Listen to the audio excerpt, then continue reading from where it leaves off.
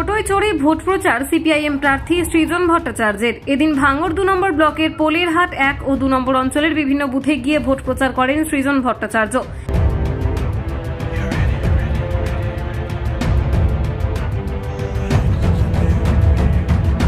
নির্বাচনের সময় যত এগিয়ে আসছে ভোট প্রচারে ততই জোর দিচ্ছে শাসক থেকে বিরোধী সব রাজনৈতিক দল। তার মধ্যে যাদবপুর লোকসভা কেন্দ্রের মধ্যে অন্যতম বিধানসভা হলো ভাঙড়। একসময় ভাঙড়কে বামেদের শক্ত ঘাঁটি বলা হতো, তাই ভাঙড় থেকে বেশি লিড পেতে ভাঙড়েই বেশি ভোট প্রচার করছেন সৃজন ভট্টাচার্য। ভাঙড় সংখ্যালঘু এরিয়া, তাই সংখ্যালঘু ভোট পেতে ভাঙড়ে ঝাঁপিয়ে পড়েছে তৃণমূল কংগ্রেস, সিপিআইএম এমনকি বিজেপিও। বর্তমানে এই এলাকায় আইএসএফ এর কর্মী সমর্থক বেশি থাকলেও ভোট প্রচারে তেমন দেখা যাচ্ছে না আইএসএফ নেতৃত্বদের। আইএসএফ এর দিক দিয়ে ভোট প্রচারে এগিয়ে সিপিআইএম। তাহলে কি আবার লড়াইটা সিপিআইএম ভার্সেস তৃণমূল কংগ্রেসের সাথেই চলছে? ভাঙড় তো লাল ঝান্ডার পুরনো জায়গা। ভাঙড়ের যা উন্নয়ন, সে লেদার কমপ্লেক্স থেকে শুরু করে কলেজ, হাসপাতাল, স্কুল সবই তো, যা স্বাস্থ্যের যা ব্যবস্থা সবই তো, বা জমি পাওয়া মানুষের সবই বামপন্থীদের হাতে। বাকিরা ভাঙড়কে মধু ভাণ্ডার হিসেবে ব্যবহার করতে চায়। তারা এখানে মধু দেখেছে, তারা বাইরে থেকে এসে গুন্ডামি করে তারা ভাঙড় থেকে টাকা তুলে নিয়ে যেতে চায়। আর আমরা ভাঙড়ের জন্য লড়াই করছি। ভাঙড়ের ভালো, আরও একটু ভালো করে শান্তিপূর্ণভাবে ভাঙড়ের মানুষ বাঁচতে পারে, তার জন্য আমাদের পার্টি প্রথম থেকে লড়াই করছে। সিপিআইএম, তৃণমূল, আইএসএফ, বিজেপি সব দল ভাঙড়কে বারবার আসছে, এমনকি আইএসএফ কালকে শুধুমাত্র প্রোগ্রাম করলো, আর সব দল প্রোগ্রাম করছে। সেইটা তুমি বাকি দলগুলোকে জিজ্ঞাসা করো, তারা কেন প্রোগ্রাম করছে। আমি সবার ঠেকা নিতে পারবো না।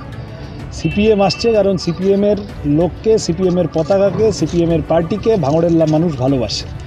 সিপিএমও ভাঙড়ের মানুষকে সংখ্যালঘু এরিয়া বলে কি ভোটটা না, সংখ্যালঘু সংখ্যাগুরুর বিষয় না, ওইভাবে সবটা ভাবা ঠিক না। এইটাই তো তৃণমূল বিজেপি করে দিয়েছে।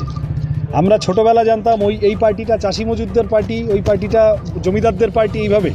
এখন দেখি কেউ বলে ওইটা হিন্দুদের পার্টি, ওইটা মুসলমানদের পার্টি। তার মানে ওরা রাজনীতিটাকে এইরকম করে দিয়েছে। আমরা তো মানুষকে মানুষ হিসেবে দেখতে চাই, আর আমরা বুঝি গরিব লোকের হকের লড়াই, সে ক্ষেত মজুরের রোজের টাকা বাড়ানোর লড়াই হতে পারে, কৃষকের ফসলের খরচের দেড়গুণ দাম তার লড়াই হতে পারে, 100 দিনের কাজটাকে পারলে 200 দিন বানানো, ফিরিয়ে তো আনতেই হবে, সেই কাজ হতে পারে। স্কুল, কলেজ, আমি তো এখন থেকে বলছি ভাঙড়ে হাসপাতাল তৈরি করব, সাংসদ হলে ভালো করে চেষ্টা করব।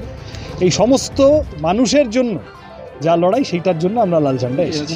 সিদ্দিকী সাহেবের সাথে এর মধ্যে একবার আমার কথা হয়েছে, আমি এটা এমনি পাবলিকলি বলতাম না, কিন্তু আমি দেখলাম উনি কোন একটা মিডিয়ায় বলেছেন, সেই জন্য আমি বললাম।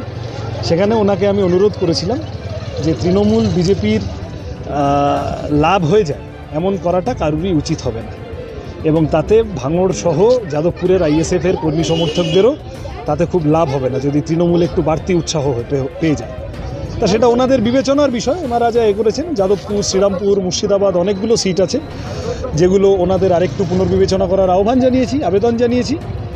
আর ভাঙড়ের কর্মী সমর্থকদের আইএসএফের প্রথম দিন থেকে বলছি যে আসেন, আপনারা তৃণমূলের বিরুদ্ধে লড়াইটা যদি ভালো করে সবভাবে লড়তে চান, বিজেপির বিরুদ্ধে লড়াইটা যদি লড়তে চান, তাহলে লাল ঝান্ডা ছাড়া 7টা বিধানসভা জুড়ে, যাদবপুর লোকসভা জুড়ে তৃণমূল বিজেপিকে বুঝে নেওয়ার অন্য কেউ নেই, ওটা লাল ঝান্ডাই আছে।